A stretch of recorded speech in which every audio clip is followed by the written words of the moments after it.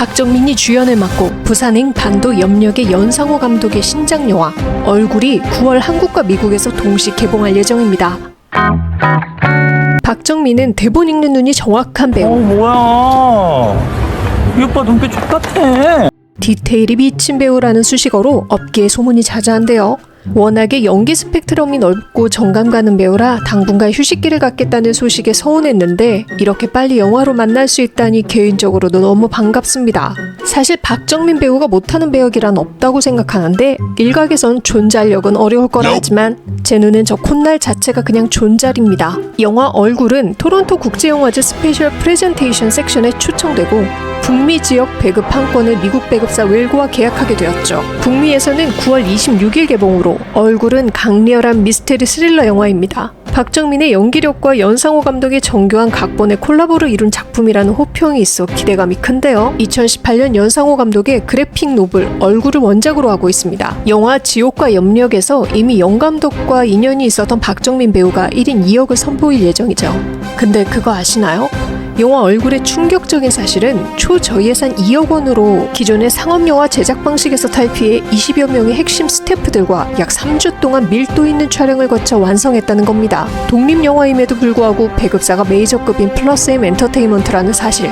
보통 대규모 상업영화는 투자사, 배급사, 마케팅 등 수십 명의 이해관계가 얽히게 되나 저예산 영화는 감독의 독특한 시선과 실험적 연출이 가능하죠. 상업영화에서는 못하는 이야기로 작지만 밀도 높은 영화가 나올 확률이 높다고 볼 수 있어요. 투자 압박이 거의 없기 때문에 감독의 원한 그대로 영화에 녹여낼 수도 있죠. 배우들 역시 출연료보다 작품성을 보고 선택하게 되기 때문에 더욱 기대가 되는 작품이라 볼 수 있겠습니다. 박정민은 영화 얼굴에서 1인 2역을 직접 제안해 이루어진 것으로 더욱 주목을 받는데요. 영화를 위해 박정민이 직접 대본 연구부터 촉박한 기간에도 불구하고 도장 기술을 완벽하게 배우는 등 역할을 위한 열의를 보여서 타짜 이후 오랜만에 박정민과 호흡을 맞춘 또 다른 주연 권혜호 배우가 박정민을 늘 한결같고 성실함을 간직하는 배우라 극찬하며 애정을 드러내기도 했다고 하네요. 원작 얼굴의 배경은 1970년대. 그 시대엔 사회적 약자에 대한 차별과 폭력이 너무도 일상적이었어요. 주인공 임동완의 어머니 정영희, 사람들에겐 이상한 여자라 불렸습니다. 그녀의 얼굴이 다른 사람들과 다르다는 이유 때문이었죠. 정영희는 젊은 시절 피복 공장에서 시다로 일을 했는데 하루 12시간 이상 구부정하게 앉아 바느질을 하고 욕설과 모욕을 견디며 임금은 제때 주지도 않는 그런 곳에서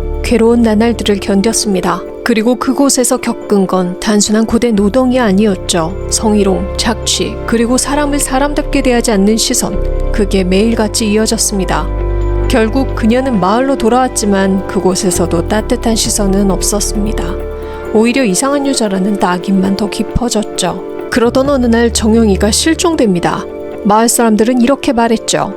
에이, 그럴 줄 알았어. 미친 여자가 어디 도망갔겠지. 아무 말이나 무성했습니다.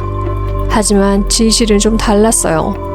오랜 세월 그녀는 외모 차별과 괄시, 가난, 그리고 고립 속에 갇혀 있었습니다.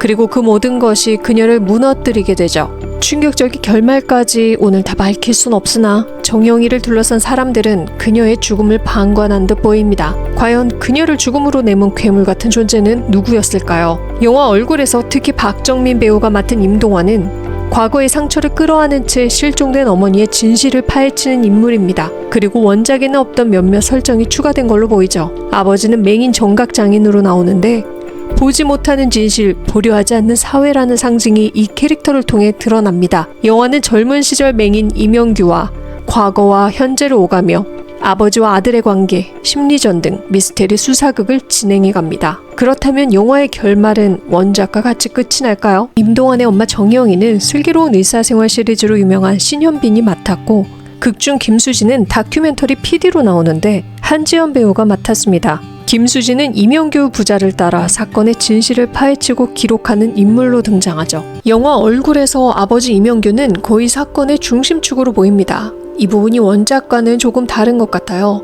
원작에서는 범인을 측정하기보다 사회적 메시지가 강조된 점이 있는데 영화에서는 굉장히 미스터리한 느낌이 나죠. 표현 방식에서도 원작은 날 것 같은 직설적이며 거친 그림체가 특징인데 이를 영화에서는 배우들의 심리를 감정적으로 전달할 가능성이 있겠어요. 단순한 살인 미스터리 고어물이 아닌 보지 못하는 진실과 보려하지 않는 사회, 그리고 그 속에서 잊혀지지 않는 단 한 사람의 얼굴이 그게 긴장감을 더할 것으로 보입니다. 연상호 감독은 영화에서 원작의 날카로움을 지켜낼지 아니면 새로운 결말로 더욱 깊이감 있는 반전과 함께 영화를 한 번 더 충격의 도가니 속에 몰아넣게 될지 벌써부터 엔딩이 궁금해집니다. 여러분은 어떤 결말이 그려지시나요? 영화 얼굴은 올가을 9월 개봉 예정입니다. 가시기 전에 구독 잊지 말기로 해요. 그럼 더 재밌는 영상 만들어 오겠습니다. 우리 또 만나요.